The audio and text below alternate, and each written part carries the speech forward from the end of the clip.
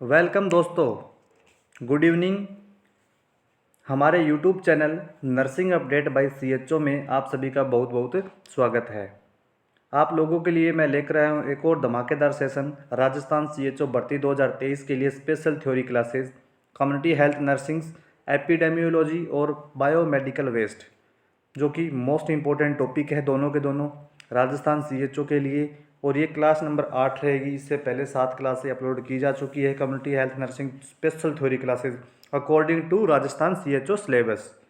तो आप उन क्लासों को जाकर मेरे यूट्यूब चैनल पर जाकर आप देख सकते हैं और उन क्लासों के अकॉर्डिंग ही अपन पेपर ले रहे हैं। क्या ले रहे हैं? Test series.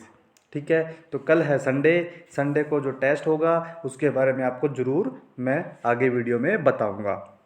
चलो शुरू करते हैं क्लास। तो शुरू करते हैं अपन एपिडेमियोलॉजी और बीएमडब्ल्यू बोले तो बायोमेडिकल वेस्ट पढ़ते हैं। चलो स्टार्ट करते हैं। स्टार्ट करने से पहले मेरा आप सभी से निवेदन है कि अगर चैनल पर नए हो तो चैनल को सब्सक्राइब जरूर कर लें।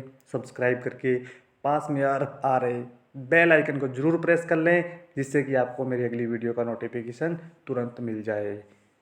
चलो दोस्तों शुरू करते हैं। अपन पढ़ेंगे एपिडेमियोलॉजी। इसमें से जो इम्पोर्टेंट होगा वो मैं आपको पढ़ाऊँगा।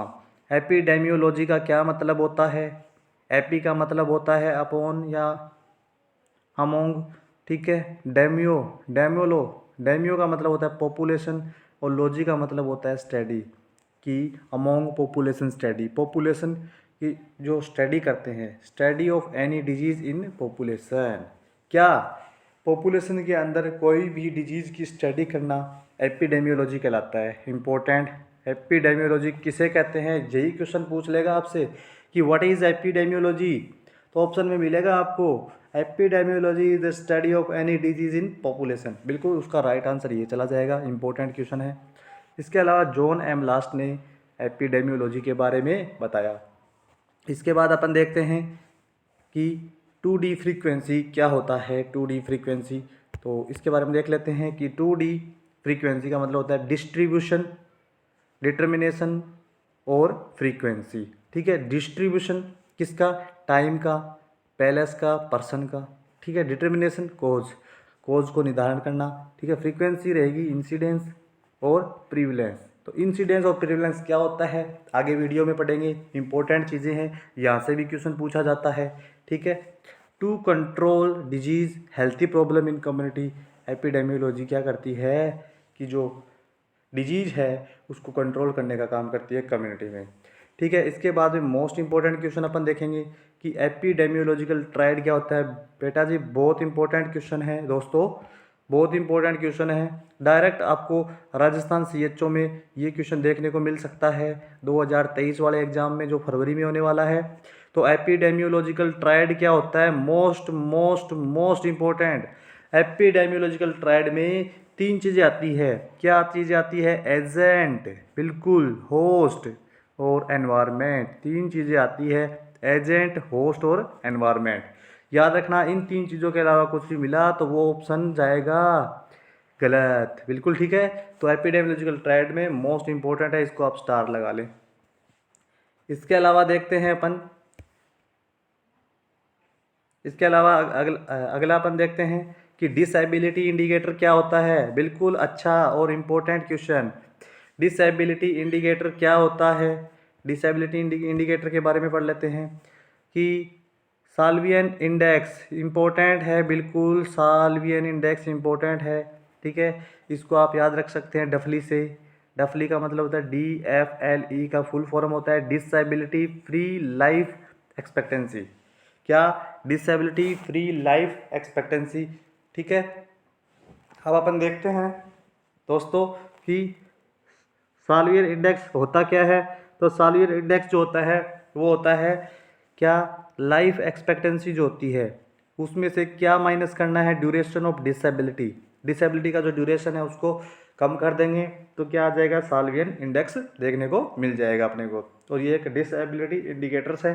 ठीक है, इसके अलावा मोस्ट करंटली एक्सेप्टेड इंडिकेटर कौन सा है? अगर क्वेश्चन आ जाए, बिल्कुल इंपॉर्टेंट, इसको मार्क कर लें आप, क्वेश्चन मार्क, कि मोस्ट करंटली एक्सेप्टेड इंडिकेटर जो है वो है डिसेबिलिटी इंडिकेटर का साल्वियन इंडेक्स, ठीक है।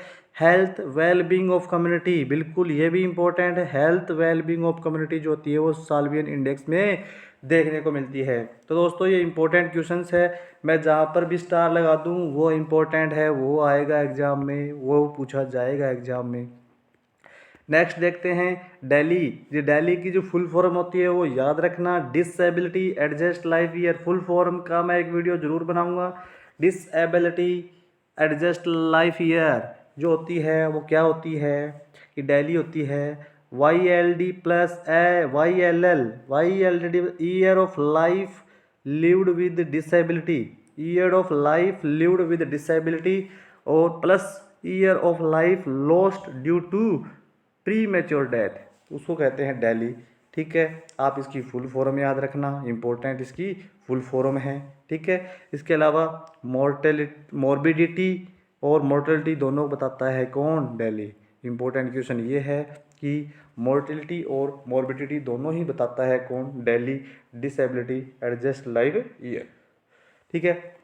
बर्डन ऑफ डिजीज जो है, क्या बर्डन ऑफ डिजीज को कौन मेजर कर सकता है, कौन कर सकता है भाई, दिल्ली बोले तो डिसेबिलिटी एडजस्ट लाइफ ईयर, बिल्कुल इंपॉर्टेंट क्वेश्चन है। नेक्स्ट अपन देखते हैं क्वाली क्या होता है। क्वाली होता है क्वालिटी एडजस्ट लाइफ ईयर, ठीक है। इसको मेडिकल इंटरवेंशन में यूज करते हैं। इफेक्टिवनेस ऑफ मेडिकल इंटरवेंशन, बिल्कुल मोस्ट इंपॉर्टेंट क्वेश्चन है। Effectiveness of medical intervention, years of life live with perfect health, important question है। सभी बच्चे मुझे मैसेज कर रहे हैं कि सर क्लास लंबी लिया करो, तो आज की क्लास थोड़ी सी लंबी होने वाली है। आप क्लास का मज़ा लें और क्लास में मैं जो स्टार लगा रहा हूँ, जहाँ पर मैं क्वेश्चन लगा रहा हूँ, वो उसको आप देखते अच्छे से याद करें, कहीं ना कहीं नोट कर लें, क्योंकि इनसे क्वेश्चन ज़रूर पूछा जाएगा आपको राजस्थान CHO के द्वारा, ठीक है। अब देखते हैं अपन अगला अपना YPLL क्या होता है, years of potential life lost, बिल्कुल due to premature death होती है, उसकी वजह से होती है। और इसका जो इम्पोर्टेंट चीज़ जो है ये डिसेबिलिटी इंडिकेटर, ये मोर्टेलिटी इंडिकेटर होता है। कौन सा इंडिकेटर होता है, ये मोर्टेलिटी इंडिकेटर होता है। इसके अलावा अपन देखते हैं next morbidity indicator. Morbidity indicator जो होता है burden of disease in community और financial burden of health service in country, तो मॉर्बिडिटी इंडिकेटर ये होता है। नेक्स्ट अपन देखते हैं, नेक्स्ट अपन क्या देखेंगे, इंपॉर्टेंट, बिल्कुल मोस्ट इंपॉर्टेंट चीज़ें पढ़ने जा रहे हैं कि इंसिडेंस क्या होता है और प्रिविलेंस क्या होता है। इनके बीच में जो डिफरेंस है वो बिल्कुल याद रखना। इससे क्वेश्चन बहुत बार पुटअप होते हैं, बहुत क्वेश्चन पुटअप होते हैं इस चीज़ से कि इन दोनों में क्या क्या डिफरेंस है।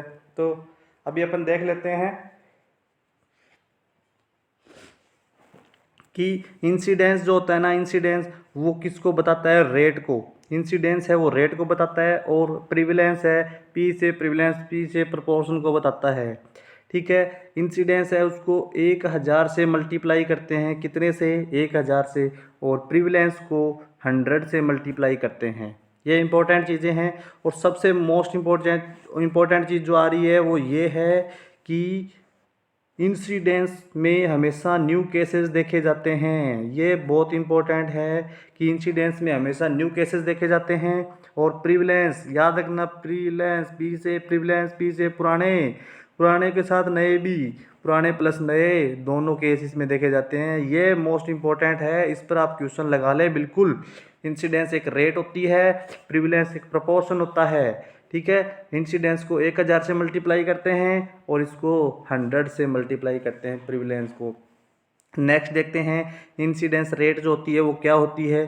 तो total number of new cases in area during specific time period upon population at risk into 1000, बिल्कुल 1000 से मल्टीप्लाई करना है। और जो दूसरा है इसको अपन देख लेते हैं, टोटल दूसरा है कि total number of old plus new case our population of a time upon, याद रखना प्रिविलेंस जो होता है वो मिड ईयर पॉपुलेशन से काउंट होता है, इनटू 100, बिल्कुल इसमें 100 लगेगा, बिल्कुल लगेगा। इसके बाद देख लेते हैं एक और इम्पोर्टेंट पॉइंट कि कोहार्ट स्टडी देखने को मिलती है इंसिडेंस में। किसमें? इंसिडेंस में कौन सी स्टडी?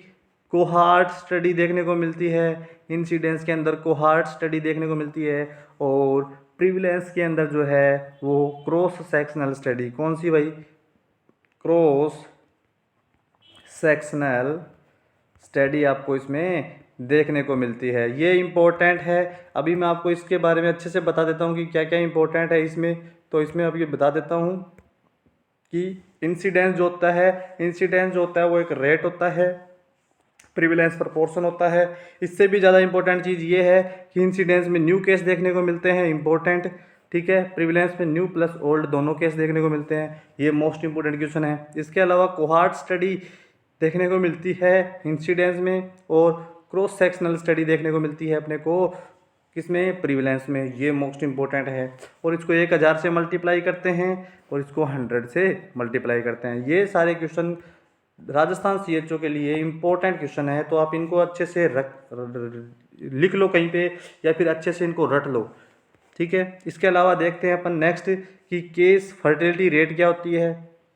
तो केस फर्टिलिटी रेट जो होती है, total number of death among the case of any disease upon total number of case of death disease into 100, ठीक है। ये होती है किलिंग पावर ऑफ डिजीज। बिल्कुल, किलिंग पावर ऑफ डिजीज किस में देखने को मिलती है?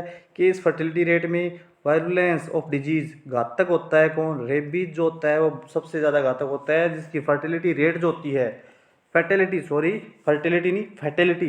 में तो घातक रेट जो होती है वो रेबीज की होती है। 100% डेथ हो जाएगी इसके अंदर, ठीक है। किलिंग पावर ऑफ डिजीज जो होती है वो फर्टिलिटी रेट होती है। वायरुलेंस जो डिजीज है इसमें देखने को मिलता है रेबीज में। तो ये भी इंपॉर्टेंट है यहाँ पर। नेक्स्ट अपन देख लेते हैं कि लेटेस्ट अपडेट क्या क्या है। लेटेस्ट अपडेट, हाँ भाई, nursing update bye CHO channel पर आपको लेटेस्ट अपडेट बताई जा रही है। किसकी? सैंपल रजिस्ट्रेशन सिस्टम 2018 की। उसके बाद अभी तक कोई लेटेस्ट अपडेट नहीं आई है। तो मैं आपको बता देता हूँ, मैटरनल मोर्टिलिटी रेट जो होती है वो कितनी होती है? MMR जिसको बोलते हैं, आपको पता है क्या? तो MMR होती है 130, ठीक है। और MMR को हमेशा 1 लाख से मल्टीप्लाई करते हैं। कितने से भाई? 1 लाख से मल्टीप्लाई करते हैं। किसको? MMR को। इसके अलावा नेक्स्ट अपन देखते हैं नेक्स्ट कि IMR कितनी होती है? IMR होती है 34। ये सारी की सारी 1000 से होगी। IMR होती है 34/1000 पॉपुलेशन पे। ये IMR होती है, इम्पोर्टेंट है, ठीक है।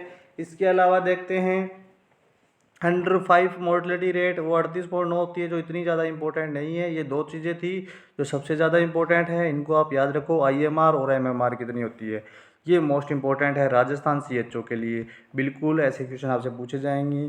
तो दोस्तों आज का सेशन थोड़ा सा लंबा होने वाला है, क्योंकि मेरे सारे जो दोस्त हैं वो ये कहते हैं मुझे कि आप सर लंबा सेशन लिया करो, थोड़ा पढ़ाई करने में बहुत मज़ा आता है हमारे को, और आप अच्छा पढ़ा रहे हो, सब मुझे ऐसे बोलते हैं। तो मैं बिल्कुल ये जो नोट्स है ये सारे आपको मैं मेरे टेलीग्राम चैनल पर अपलोड कर दूंगा। तो आप वहाँ से टेलीग्राम चैनल से मेरे सारे नोट्स ले सकते हैं, PDF ले सकते हैं। कल संडे है, कल मैं यही काम करूँगा, सारे नोट्स की PDF मैं आपको मेरे टेलीग्राम चैनल पर अपलोड कर दूँगा। वहाँ से आप ये डाउनलोड करके आराम से पढ़ सकते हो, लिख सकते हो, देख सकते हो, जो भी आपको करना है।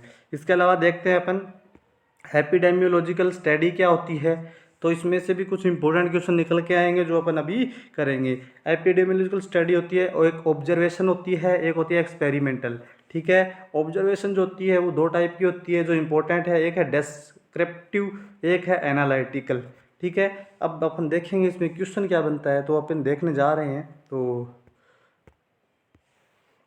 एपिडेमियोलॉजिकल जो स्टडी है, इंपॉर्टेंट चीज़ क्या है इसके अंदर कि एक तो डिस्क्रिप्टिव होती है, एक एनालिटिकल होती है, ठीक है। इसमें अपन देखेंगे एनालिटिकल में कौन कौन सी होती है। इकोलॉजिकल, क्रॉस सेक्शनल, ठीक है, क्रॉस सेक्शनल, कोहार्ट स्टडी और केस कंट्रोल स्टडी। तो अगर अपने से पूछ ले कि cross sectional study, cohort study, case control study किस में आती है, कौन सी एपिडेमियोलॉजिकल स्टडी में आती है, तो वो आती है एनालिटिकल एपिडेमियोलॉजिकल स्टडी।